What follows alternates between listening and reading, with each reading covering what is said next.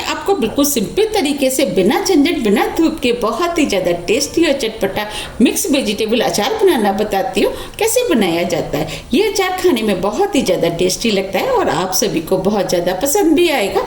चलिए बनाना शुरू करते हैं। अचार बनाने के लिए ये हमने सभी वेजिटेबल 1 किलो के करीब लिए। वेजिटेबल आप अपने टेस्ट के अनुसार थोड़ी सी कम या ज़्यादा कर सकते हैं या जो भी आपको पसंद है वो ले सकते हैं। हमने सबसे पहले वेजिटेबल को अच्छे से पानी से धोया। धोने के बाद सूखे कपड़े से इनको पोंछ दिया, जितना भी इसके अंदर पानी था वो निकल जाए। इसके बाद हमने इन सभी वेजिटेबल को काट लिया है। वेजिटेबल में ये हमने 50 ग्राम हरी मिर्च लिए। मिर्च में जो ऊपर वाला पोर्शन होता है उसे हमने निकाल दिया है। इसके बाद नाइफ से हमने इस तरीके से इसमें चीरा लगा दिया है। आप चाहें तो मिर्च को 2 भागों में भी डिवाइड कर सकते हैं। 150 ग्राम फूल गोभी, 150 ग्राम मटर, 300 ग्राम गाजर, 300 ग्राम मूली, 25 ग्राम लहसुन। अगर आप लहसुन खाना पसंद नहीं करते तो आप इस अचार को बिना लहसुन के भी बना सकते हैं। 25 ग्राम अदरक जिसे हमने लंबे लंबे पीस में काट लिया है। चलिए अब अचार बनाना शुरू करते हैं। अब हम अचार में डालने वाले कुछ मसालों को भून लेते हैं। उसके लिए हमने गैस पे पैन रख दिया है। अब हम इसके अंदर 2 टेबल स्पून साबुत धनिया डालेंगे, 3 टेबल स्पून साबुत सौंफ, 2 टेबल स्पून काली वाली राई। राई डालने से अचार में खट्टापन आएगा, उससे अचार खाने में बहुत ही ज्यादा टेस्टी लगता है। 1 टेबल स्पून पीली वाली राई, 1 टीस्पून साबुत काली मिर्च, 1 टीस्पून मेथी दाना, 1 टीस्पून अजवाइन। अब हम इन मसालों को लगातार चलाते हुए 2 से 3 मिनट स्लो फ्लेम पे भून लेते हैं, जिससे कि मसालों के अंदर जितनी भी नमी होगी वो निकल जाएगी। हमें इन मसालों को ज़्यादा नहीं भूनना है। अगर हमारे मसाले ज़्यादा भुन जाएंगे तो इनका टेस्ट खराब हो जाएगा। जब हम अचार बनाएंगे तो वो अचार टेस्टी नहीं बनके तैयार होगा।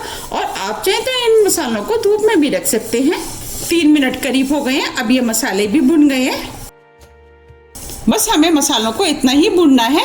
अब हम फ्लेम को ऑफ कर देते हैं, मसालों को प्लेट में निकाल लेते हैं। ये हमने मसालों को प्लेट में निकाल लिया है। अब हम मसालों को ठंडा होने देते हैं। जब तक मसाला ठंडा हो रहा है हम अचार बना लेते हैं। अचार बनाने के लिए हमने गैस पर कढ़ाई रख दी है। अब हम कढ़ाई के अंदर 1 कप मस्टर्ड ऑयल डाल देते हैं, यानी सरसों का तेल। सरसों के तेल में बना हुआ अचार खाने में बहुत ज्यादा टेस्टी लगता है। आप सरसों के तेल की जगह आपको जिस भी तेल में अचार अच्छा लगता है आप उसका भी इस्तेमाल कर सकते हैं। अब हम ऑयल को तेज गर्म होने देते हैं। जब तक ऑयल गर्म हो रहा है हम मसालों को देख लेते हैं। अब ये मसाले भी ठंडे हो गए हैं। अब हम इन मसालों को मिक्सी में डाल करके दरदरा पीस लेते हैं। अब इधर मसाले भी पीस के तैयार हो गए हैं। अब मैं आपको दिखा देती हूँ। देखिए हमें इस टाइप के दरदरे पिसे हुए मसाले चाहिए। अब हम ऑयल को देख लेते हैं। अब इधर ऑयल भी गर्म हो गया है, ऑयल में से धुआं निकलना शुरू हो गया है। अब हम फ्लेम को ऑफ कर देते हैं, ऑयल को हल्का ठंडा होने देते हैं। अब ये ऑयल भी हल्का ठंडा हो गया है। अब हम इसके अंदर 1/4 टीस्पून हींग डाल देते हैं। अदरक इसे भी डाल देते हैं। लहसुन। अब हमने फ्लेम को ऑन कर दिया है। अब अदरक और लहसुन को 1 मिनट करीब भून लेते हैं। 1 मिनट करीब हो गया है। अब लहसुन और अदरक भी भुन गए हैं।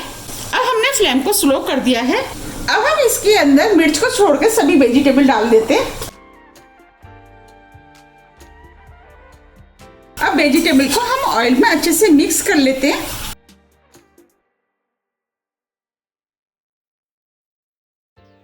अब हम सभी वेजिटेबल को 2 मिनट करीब मीडियम फ्लेम पे भून लेते हैं, जिससे कि सभी वेजिटेबल हल्की सी सॉफ्ट हो जाएंगी।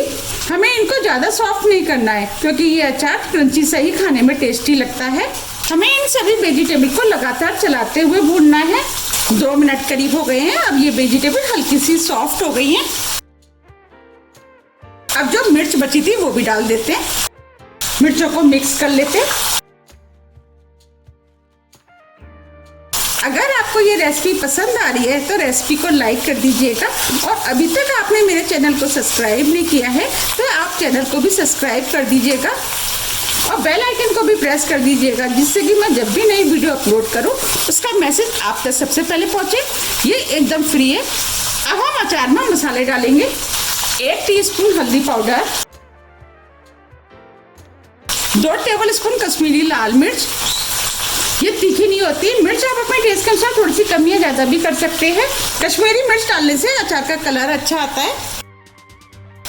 1 टेबल स्पून नमक। नमक आप अपने टेस्ट के अनुसार थोड़ा सा कम या ज्यादा भी कर सकते हैं। अब जो मसाला हमने पीसा था वो डाल देते हैं। अब हम इसके अंदर 1 टीस्पून कलौंजी डालेंगे। अब हम सभी मसालों को अचार में मिक्स कर लेते हैं। ये अचार खाने में बहुत ही ज्यादा टेस्टी लगता है और बहुत जल्दी भी बनके तैयार हो जाता है।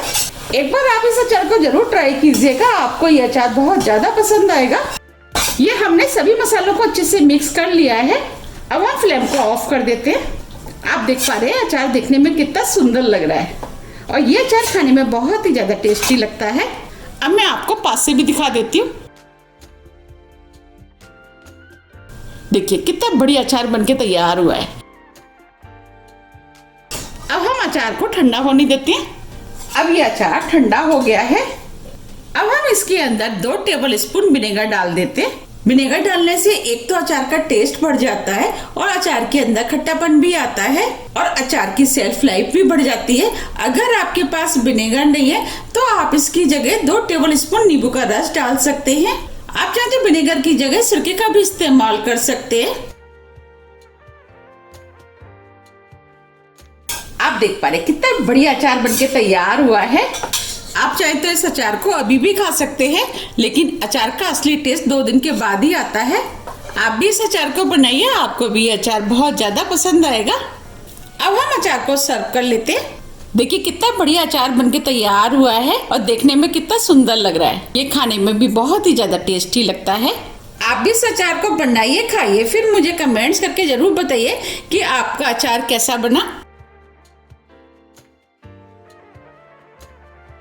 अगर आपको मेरे अचार की रेसिपी पसंद आ रही है तो आप ज़्यादा से ज़्यादा फ्रेंड और फैमिली के साथ शेयर कीजिए और कमेंट्स करके मुझे जरूर बताइए कि आप इस अचार को कब बना रहे हैं। आप इस अचार को एयरटाइट डिब्बे में भर करके फ्रीज में रख करके 1 से 2 महीने के लिए खा सकते हैं। आप इस अचार को बाहर ना रखें, बाहर रखने से ये जल्दी खराब हो सकता है। आप इस अचार को पूड़ी, पराठे, चपाती, चावल आप किसी के साथ भी खा सकते हैं। और इस समय मार्केट में वेजिटेबल भी बहुत आ रही है। आप भी इस अचार को बनाइए, आपको भी ये अचार बहुत ज्यादा पसंद आएगा। आप मुझे कमेंट्स करके जरूर बताइए कि आपको कौन से अचार की रेसिपी चाहिए।